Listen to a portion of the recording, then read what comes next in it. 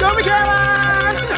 There's a terrific ambiance here in Killington on this Thanksgiving weekend, and it's an area with a very rich skiing history. The only issue is they haven't had an opportunity to see many World Cup races over the years. This is an opportunity that they have really been craving.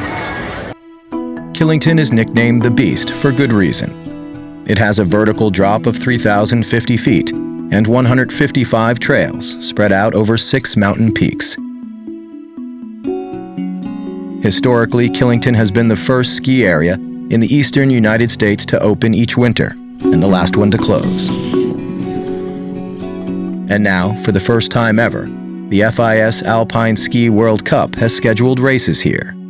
Weather permitting, the events of women's giant slalom and slalom will take place on November 26th and 27th. It's actually been a really warm fall, so we've been making snow since early October and been pretty amazing what the team's been able to accomplish. I think at our max we had about 140 guns on Superstar, made about 15 to 20 feet of snow at the top. In comparison, some of the smaller resorts in the East Coast might not even have 140 guns. So we had 140 guns just on one trail. There's been a number of milestones. Getting the snow made in a year when New England was warm, nobody's open yet. The World Cup experts came here and said, Killington, you have enough snow. That was a major milestone, actually brought tears to my eyes. The athletes are arriving, which is so exciting. When all the young racers from around New England are here and looking up at their rock star heroes on the trail, I'm gonna look around and say, okay, we did it. That'll be my reward. A lot of my fundamental years learning how to ski really were spent in the East Coast, so I think it's gonna be great. I think everybody's a little bit worried about if there will be enough snow, and I'm sure that if the weather's cold enough, the conditions are gonna be great. And so that's the concern, but to be honest, most of the World Cup races, weather is a concern.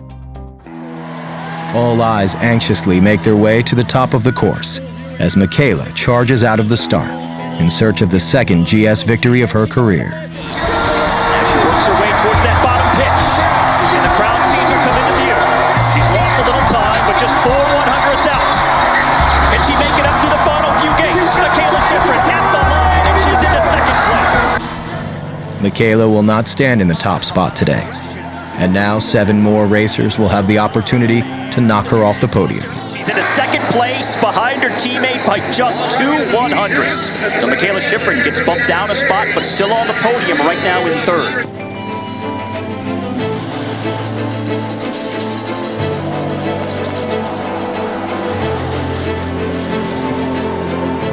Schifrin remains in 3rd place with 2 racers left. Tessa Worley of France was world champion in giant slalom in 2013, but an injury sidelined her for the past 2 years. Today, she charges back with a vengeance. And Tessa Worley is the new leader by over a second in Killington. My second run felt a lot better, and if I had taken even the same aggression to the first run, it'd be a different story. But at the same time, you live and you learn. The crowd is awesome. There's so many people, and we're so excited about it, and so happy that everybody here seems excited. The celebration continues après ski with popular band OAR entertaining the enthusiastic crowd. Tomorrow, ski racing will again take center stage in Killington as Michaela Schifrin goes for her 10th World Cup win in a row in women's slalom.